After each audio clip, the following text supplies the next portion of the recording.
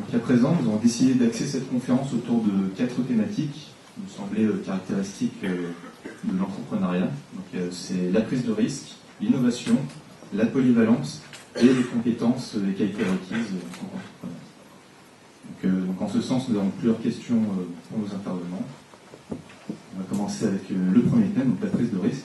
Donc, tout d'abord, est-ce que vous avez eu l'impression, vous, dans vos cas particuliers, d'avoir pris des risques lors de la création de votre entreprise? Vous répondez sous vos envies.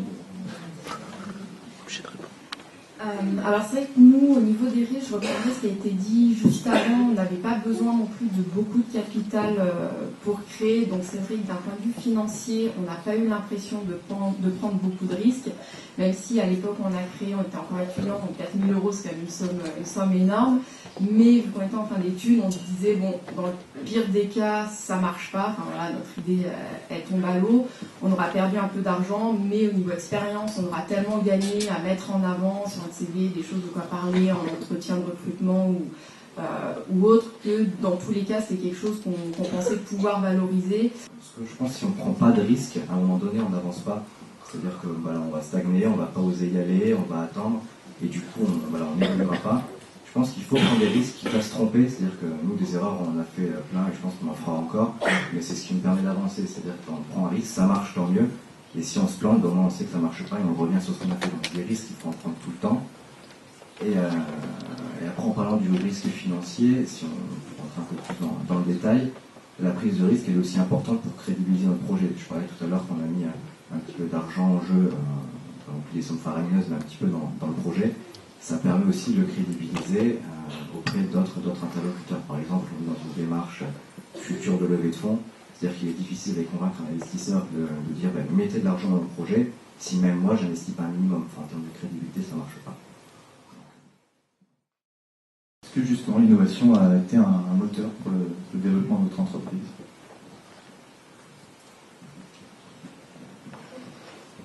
L'innovation en tant que telle, non, parce qu'on n'a pas d'innovation technologique nous, chez Wizibly sur le site. Enfin, c'est un réseau social, on utilise des technologies qui existent déjà, donc il n'y a pas d'innovation technologique. Par contre, on s'inscrit dans une démarche innovante, c'est-à-dire que voilà, on propose un service qui n'existe pas actuellement. Et donc voilà, donc oui, ça c'est le moteur. Parce qu'il faut réussir il y a un marché qui existe, il y a un besoin qui est là, et il faut qu'on soit capable de toujours proposer quelque chose qui va séduire l'utilisateur. Donc c'est justement dans cette démarche de réflexion permanente, se dire de quoi va avoir besoin l'utilisateur demain pour que nous, derrière, on puisse le mettre en place le plus rapidement possible. En ce qui concerne la polyvalence, vous pensez qu'elle est indispensable pour un entrepreneur et comment vous pourriez la définir? Je pense même que c'est notre quotidien en fait. C'est-à-dire qu'on a toutes les casquettes en tant que chef d'entreprise entre guillemets. On a un peu toutes les casquettes. C'est-à-dire qu'on va être à la fois le responsable des ressources humaines, on va être responsable marketing, on va s'occuper du financier, du plan de trésorerie. On va également s'occuper d'installer une imprimante dans le réseau. Enfin voilà, on va vraiment couvrir tous les aspects de la vie d'une société. Et après, au-delà de ça, c'est aussi sur le jongler entre le court terme et le long terme. C'est-à-dire, voilà, à court terme, comment on fait demain pour avoir de la trésorerie, pour payer ce qu'il faut, enfin, pour payer les employés, payer les partenaires. Et en même temps, être capable aussi de réfléchir à long terme, c'est-à-dire, voilà, dans 6 mois, où est-ce que je vais être dans 6 mois? Bon, nous, on est en train de réfléchir à une levée de fonds dans 6 mois. Comment je fais en même temps dans 6 mois pour être là où je veux être? Donc, il faut jongler entre la vie quotidienne de l'entreprise et sa survie, et en même temps penser au long terme pour pouvoir être capable d'emmener l'entreprise où on veut. Très bien, donc on va rapidement finir avec la dernière thématique, donc les compétences et les qualités requises. Donc justement, est-ce que vous pourriez nous dire quelles sont selon vous les compétences et qualités requises pour devenir entrepreneur? Et dans vos cas particuliers, est-ce que vous les avez acquises durant votre parcours universitaire?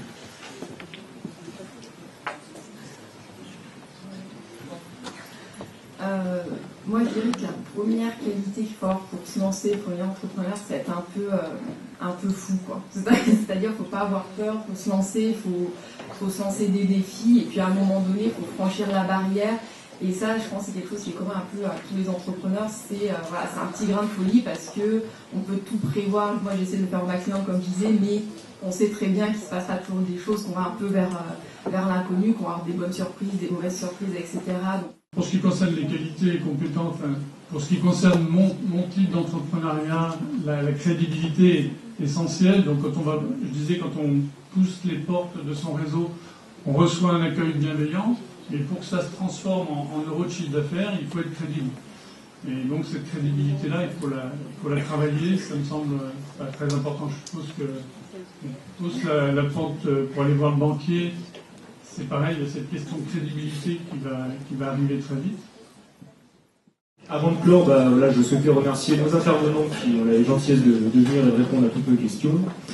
À vous-même pour vos questions pertinentes, à Mme Sanchez et Mme Prudhomme qui ont encadré ce projet, et à l'équipe de Projet Tutoré qui ont aidé à l'organisation et nous filment et nous photographies depuis le début. Leurs œuvres seront disponibles bientôt sur Internet. Merci.